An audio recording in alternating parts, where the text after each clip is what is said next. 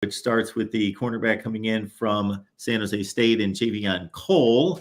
What's the scouting report on Mr. Cole? Yeah, so he was a 3-star portal transfer, number 1 in the portal currently out of the cornerbacks, even over like a 5-star Cormani McLean. Pro Football Focus had a passer rating of 40.8 when thrown his way. He had 3 interceptions and 10 pass breakups, which were both top 6 in the country last year. So he's definitely a ball hawk type cornerback. I think he plays the ball better than anyone Texas has on their roster currently. I guess you can include him now. So I think he's the best at playing the ball out of all the cornerbacks.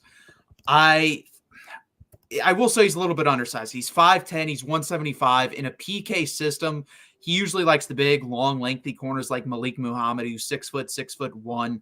But overall, I think he's a good player. I think he's a slight upgrade over Terrence Brooks, even though I do think Terrence Brooks probably has more upside. I think Javion Cole's a nice player who, if he just plays to his ability, will be the starting cornerback on the opposite side of Malik Muhammad. I think you'll have Gavin Holmes, just like last year, come in, take him out at some point for 10 to 20% of the snaps, but you're going to see him mostly on the field. And then maybe Kobe Black competes for that second starting cornerback, really highly rated coming out of high school. Some sites had him as a low 5-star, most had him as a high 4-star.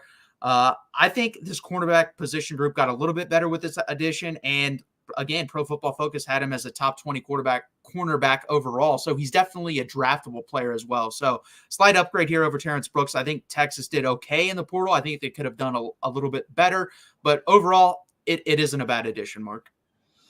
All right. So if we look at passing attacks against San Jose State last year, no, this is not breaking down specifically, of course, who he faced as a receiver, quarterback combination, or in any way looking at his side of the field. But just in general, USC obviously could fling it as well as anyone with Caleb Williams at quarterback. Again, we'd have to dive into the deep numbers there. Oregon State the next week with San Jose State's a non-conference opponent, really good football team, but not much of a passing attack.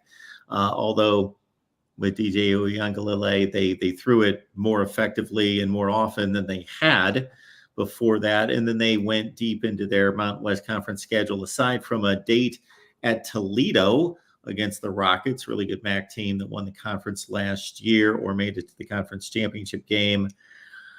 And then in the bowl game, they took on Grayson McCall and Coastal Carolina. And they fared pretty well in these games after the first 2 outings against USC, giving up 56 and Oregon State 42. And we see his stat line for the season with 38 tackles. And as you mentioned, 3 picks. And if you look at the game log, anything jumps out here. Let's see. He had his picks against New Mexico, Utah State, and Hawaii. Yeah, 3 games in a row. There it is, right in the middle of the season. And passes defense, 10 on the season, 3 against Toledo in particular. So Pro Football Focus obviously puts more of a spotlight on it in regards to grinding down the performance. And you said that wasn't a 40% completion percentage. That was a 40 quarterback rating? Yeah, 40.8 passer rating when thrown against. So, I mean, and just the tape shows you, to me, he plays the ball very well. He's definitely one of those guys where I think he's more of a boom or bust guy. When he's there, he's going to come down with it. And I think if with the right coaching, he can be the best or second best cornerback on this team. Like I said, I think it's a slight upgrade over Terrence Brooks. It's not Tacario Davis. Tacario Davis takes this secondary to, in my opinion, to another level. But I think this is a solid addition and solid starting addition. And like I said, Texas and Steve Sarkisian is going to play the best player. So it's either going to be him, Gavin Holmes, or if Kobe Black really shines out, he's got the pedigree. His brother was a very good cornerback with Oklahoma State.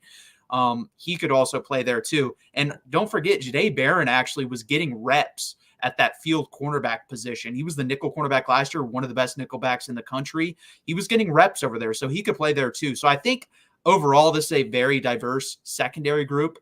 We'll see what they do.